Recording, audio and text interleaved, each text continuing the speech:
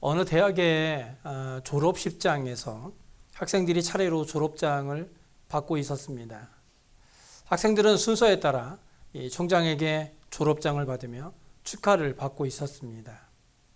그런데 졸업생 중에 유독 눈에 띄는 학생이 있었습니다.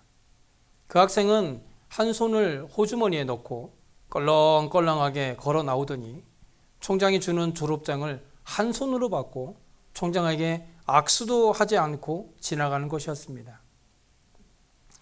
그 모습을 지켜보고 있던 어떤 축하객이 세상이 참 많이 변했군. 저렇게 건방진 학생도 있으니 아무리 그래도 총장님에게 받는 졸업장을 한 손으로 받는다는 건 좀 너무한 거 아닌가? 이 학교는 도대체 4년간 무엇을 가르쳤단 말인가? 그렇자 옆에 있던 한 재학생이 말했습니다. 그게 아닙니다. 저분은 한 팔을 잃고 대신 의족을 하고서도 4년 동안 훌륭하게 학교를 다니며 졸업하게 된 학생입니다. 그러자 자기 눈에 보이는 대로 비난했던 축하객은 얼굴을 붉히며 자기가 그 졸업생에게 대해서 함부로 말했던 것을 부끄러워했다고 합니다. 사람이 범하기 쉬운 잘못 중에 하나가 바로 선입견입니다. 사람을 볼 때 그저 겉모습만 보고 그 사람을 평가하는 것이죠. 그런데 더 큰 문제는 한번 안 좋은 선입견을 가지게 되면 그것을 바꾸기가 참으로 어렵다는 겁니다. 그 사람을 깊이 알기 전 그저 보여지는 모습으로만 그 사람을 판단하게 되면 그 사람의 진짜 모습은 안 좋은 선입견에 가려지게 되어 그가 어떤 선한 행동을 하더라도 그것을 오히려 의심하게 됩니다. 오늘 본문 12절을 보시면 입법자와 재판관은 오직 한 분이시다라고 말씀하고 있는데요. 이 한 분은 하나님을 가리킵니다. 즉 본문을 기록한 야고보는 다른 사람을 판단하는 것이 곧 하나님을 조롱하는 것이다라고 말하고 있습니다. 쉽게 말씀드리면 제가 여러분을 판단한다든지 혹은 여러분이 저를 판단하든지 어떤 경우에라도 그것은 하나님을 조롱하는 것이 된다는 거예요. 왜냐하면 오직 하나님만이 다른 사람을 판단할 수 있는 권리가 있기 때문이죠. 로마서 2장 3절에 보시면 우리가 다른 사람을 판단하게 되는 이유에 대해서 말씀하고 있는데요. 이런 일을 행하는 자를 판단하고도 같은 일을 행하는 사람아, 내가 하나님의 심판을 피할 줄로 생각하느냐? 여기서 바울은 우리가 다른 사람을 판단하게 되는 이유가 우리 자신의 잘못을 변명하기 위함이다라고 말하고 있습니다. 우리가 다른 사람을 손가락질하면 하나님께서 우리가 했던 일을 잊어버리실 것이라고 생각하는 거예요. 아니면 우리가 다른 사람이 얼마나 잘못했는지를 지적하는 것은 그 사람을 위한 일이라고 여깁니다. 그래서 우리가 다른 사람을 비난하는 것을 자신에 대한 변명으로 여기곤 하죠. 그래서 사람들은 다른 사람은 비난하고 자기 자신은 변명하기에 바쁜 거예요. 나는 험담을 하는 게 아니라 그 사람에 대한 관심의 표현입니다. 혹은 나는 부정적인 시각에서 말하는 것이 아니라 그저 사실을 말한 것뿐입니다 라고 말합니다.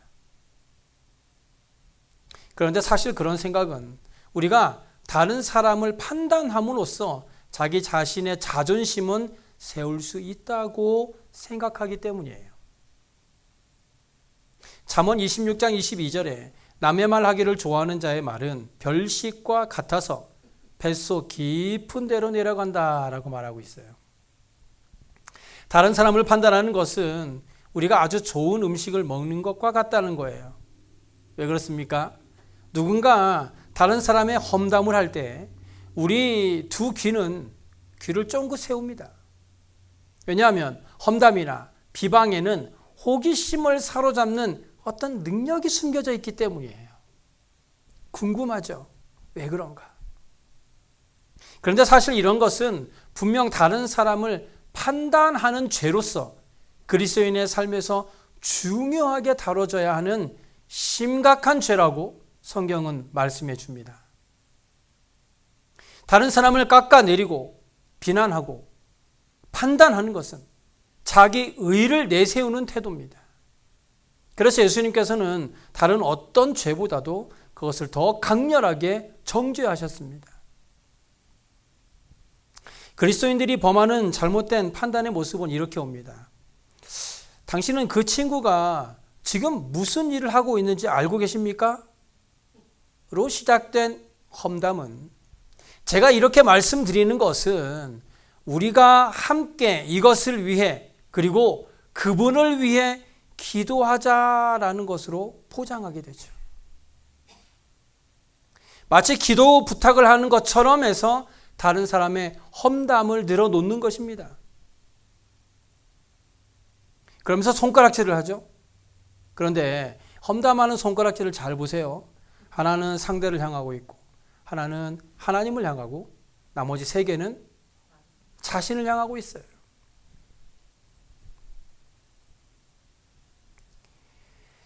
어떤 사람이 2만 불을 빚졌고 나는 1,000불을 빚졌다고 하면 다른 사람이 더 많은 빚을 졌다는 사실이 우리 자신의 빚을 조금이라도 덜어주는 것은 아니에요.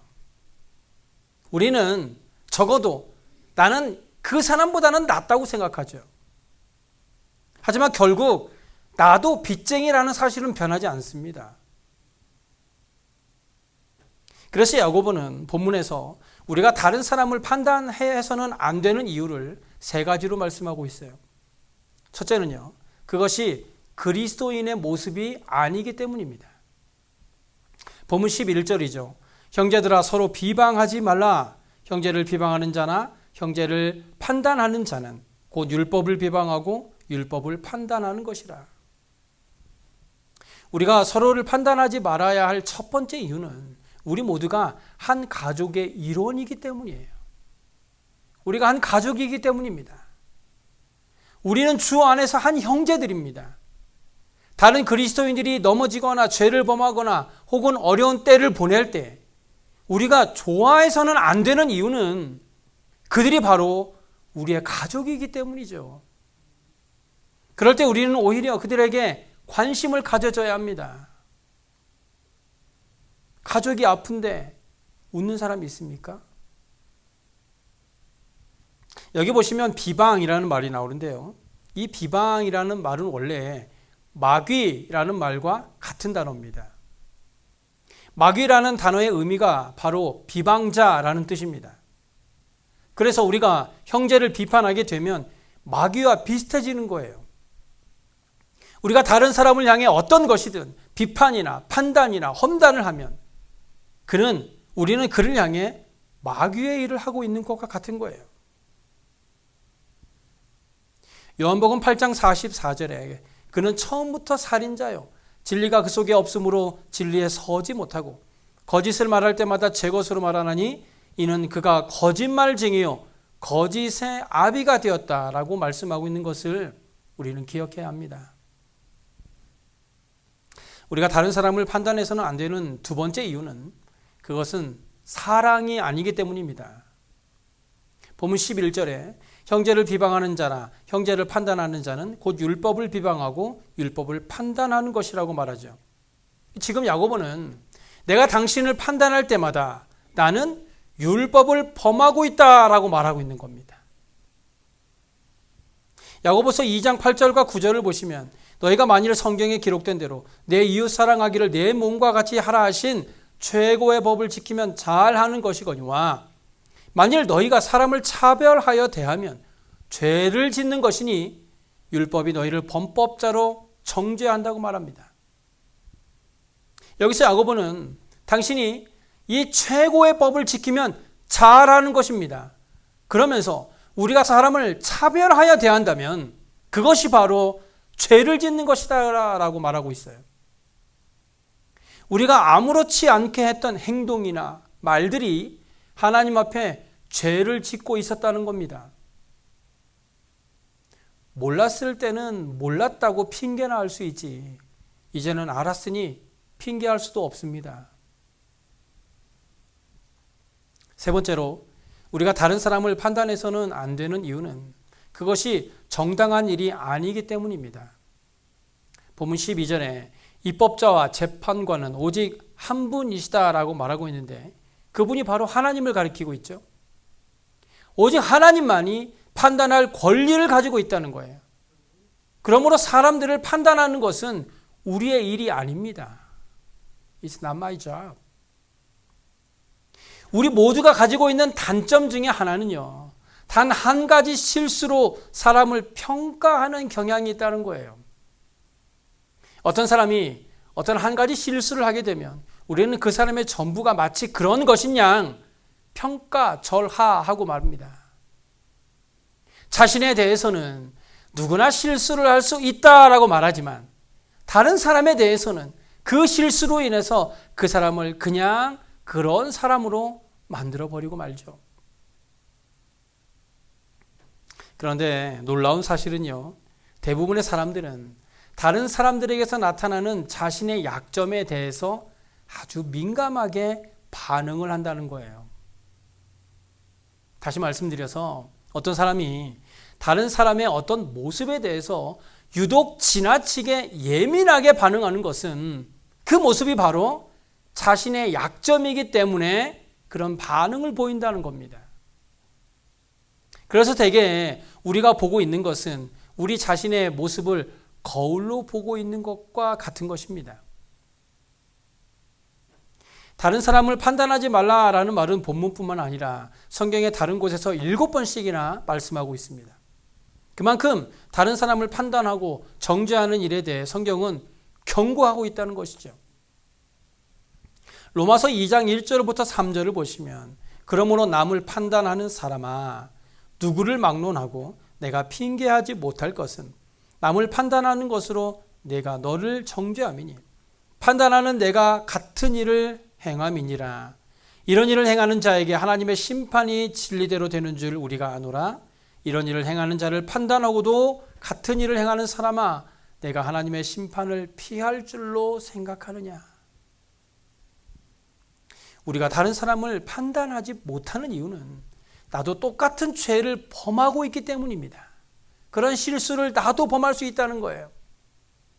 가늠하다 현장에서 붙잡힌 여인을 한번 생각해 보세요. 너희 중에 죄 없는 자가 먼저 돌로 치라라는 예수님의 말씀에 거기 있던 모든 사람들이 다 물러갔습니다. 그것이 바로 하나님께서 말씀하고자 하는 거예요. 만약 내가 같은 일에 순결하지 못하다면 나도 다른 사람을 판단할 어떤 권리도 없다는 겁니다. 또한 마태복음 7장 3절에서 5절을 보시면 어찌하여 형제의 눈 속에 있는 티는 보고 내 눈 속에 있는 들보는 깨닫지 못하느냐. 보라 내 눈 속에 들보가 있는데 어찌하여 형제에게 말하기를 나로 내 눈 속에 있는 티를 빼게 하라 하겠느냐. 외식하는 자여 먼저 내 눈 속에서 들보를 빼어라. 그 후에야 밝히 보고 형제의 눈 속에서 티를 빼리라. 이 말씀은 예수님의 유명한 산상수훈의 말씀이죠. 히브리인의 유머는 굉장히 과장된 표현들이 많습니다. 한번 생각해 보세요. 한 사람은 자신의 눈에 톱밥이 끼었고 다른 한 사람은 그 눈으로부터 전봇대가 튀어나와 있다고 봅시다. 그런데 눈에 전봇대가 박힌 사람이 눈에 톱밥이 낀 사람을 보고 비웃는 거예요. 예수님은 우리가 내 자신의 잘못은 못 보게 가리면서도 우리가 다른 사람을 판단할 때 그것은 잘못된 것이다 라고 지적합니다. 그것은 창피한 일이죠. 그런데 우리는 그런 창피한 일을 아무렇지도 않게 행하고 있습니다. 우리 눈에 말뚝이 박혀 있다고 해도 우리는 다른 사람의 사소한 흠집을 잡는 데는 프로들 아닙니까? 이렇게 판단하기를 좋아하는 사람들에게 주어지는 결과에 대해 마태복음 7장 2절에 이렇게 말씀합니다. 너희가 비판하는 그 비판으로 너희가 비판을 받을 것이요 너희가 헤아리는 그 헤아림으로 너희가 헤아림을 받을 것이니라. 나는 절대로 그런 일 없다고 큰 소리 떵떵 치면서 다른 사람을 비판하는 사람도 결국 자신의 그 비판으로 다른 사람들로 하여금 비판을 받게 될 겁니다. 우리는 앞날을 아무도 장담할 수 없습니다. 내가 하고 있는 그 비판의 화살이 언제 나에게 돌아올지 모릅니다. 그래서 우리는 늘 겸손해야 하는 것이죠. 또한 요한복음 7장 24절에 외모로 판단하지 말고 공의롭게 판단하라고 말씀합니다. 우리는 너무 쉽게 외모만 보고 사람을 판단합니다. 그러다 보니 요즘 젊은이들은 성형도 많이 하고 유행 따라 옷이나 스타일을 자주 바꿉니다. 자신의 외모를 가꾸어야 사회에서도 인정을 받기 때문이죠. 사무엘이 이새의 아들 중에 하나님께서 이스라엘 왕으로 삼으시는 아들에게 기름을 부으러 이새의 집에 갔을 때 아들 중에 엘리압이 사무엘 앞에 나올 때 엘리압의 외모가 굉장히 보기 좋았어요. 그래서 사무엘이 속으로 생각하기를 여호와의 기름 부은 자가 과연 주님 앞에 있도다 하면서 좋아했어요. 그런데 사무엘상 16장 7절에 이렇게 말합니다. 여호와께서 사무엘에게 이르시되 그의 용모와 키를 보지 말라. 내가 이미 그를 버렸노라. 내가 보는 것은 사람과 같지 아니하니 사람은 외모를 보거니와 나 여호와는 중심을 보느니라. 이 말씀에 저는 참 많은 위로를 얻습니다. 나와 같이 보잘것없는 인간도 하나님께서는 중심을 보신다니까 저 같은 사람도 하나님 앞에서는 당당하게 설 수 있는 것 아닙니까? 혹시라도 저처럼 외모에 자신이 없는 분들도 자신감을 가지시기 바랍니다. 우리 하나님은 절대로 외모를 보지 않으신답니다. 골로새서 2장 16절 이하에 이런 말씀이 있어요. 그러므로 먹고 마시는 것과 절기나 초하루나 안식일을 이유로 누구든지 너희를 비판하지 못하게 하라. 이것들은 장래일의 그림자이나 몸은 그리스도의 것이니라. 사실 이 말씀은 우리가 현재 안식일에 예배를 드리지 않고 주일날 예배를 드리는 것에 대한 근거의 말씀인데요. 여기 보시면 바울은요, 이 외적이고 종교적인 형태에 근거해서 사람을 판단하는 것은 잘못된 것이다 라고 가르쳐 줍니다. 그 사람이 외적으로 보여지는 형태들, 무엇을 먹고 무엇을 마시고 아니면 주일 성수를 얼마나 잘하느냐에 따라서 그 사람을 판단해서는 안 된다는 겁니다. 제가 미국에 와서 미국 사람들이 신앙생활을 하는 모습을 보니까요, 한국 사람들과 다른 점이 하나 있더라고요. 미국 사람과 한국 사람의 신앙생활을 하는 모습을 비교해 보면 먼저 미국 사람들은요, 평소에 하고 다니는 모습을 보면 저 사람이 크리스찬이 맞나 할 정도로 세상 믿음 없는 것 같은데 결정적인 순간에 믿음의 모습이 나오더라고요. 그런데 한국 사람들을 보면 평소에 성경도 많이 읽고 기도도 열심히 하고 시간 날 때마다 찬양을 듣거나 유튜브로 설교를 듣는 것을 보면 영락없이 독실한 크리스찬으로 살아가는 것 같아요. 그런데 결정적인 순간이 오면 그런 믿음의 모습은 사라지고 마는 모습을 너무 많이 보았어요. 우리들의 모습을 한번 돌아보세요. 주일날 보여지는 이 모습이 일주일 동안 집에서도 밖에서도 계속 이어지고 있습니까? 혹은 아는 사람들이 볼 때만 크리스천이고 모르는 사람들의 속에 섞여 있으면 그저 믿지 않는 사람들과 똑같이 살아가고 있지는 않으세요? 로마서 14장에 나오는 성도들은 서로가 살아가는 겉모습만 보고 서로를 판단했던 거예요. 그 사람이 무엇을 먹고 무엇을 마시는가, 그러니까 그 사람은 이러이러한 사람이다 라고 서로 판단했던 거예요. 그래서 바울은 로마서 14장 13절에 이렇게 말하고 있죠. 그런즉 우리가 다시는 서로 비판하지 말고 도리어 부딪힐 것이나 거칠 것을 형제 앞에 두지 않도록 주의하라. 무슨 말씀입니까? 다른 사람이 자기의 보기에 비판받을 만한 행동을 하는 것을 보거든 그것을 비판하려고만 하지 말고 그 사람이 그런 행동을 하지 않도록 주위의 환경들을 만들어주라는 거예요. 신앙이 바로 설 수 있도록 도와주라는 겁니다. 그러면서 22절에 이렇게 말해요. 내게 있는 믿음을 하나님 앞에서 스스로 가지고 있으라. 자기가 옳다 하는 바로 자기를 정죄하지 아니하는 자가 복이 있다. 즉 말씀 안에서 자유함을 가지라는 말입니다. 혹시라도 여러분이 마음에 교회 안에서 어떤 봉사를 하거나 섬기고 싶은 마음이 드는데 지금 여러분의 삶의 모습이 하나님 보시기에 합당하게 보이지 않아서 망설이고 계시는 분 계십니까?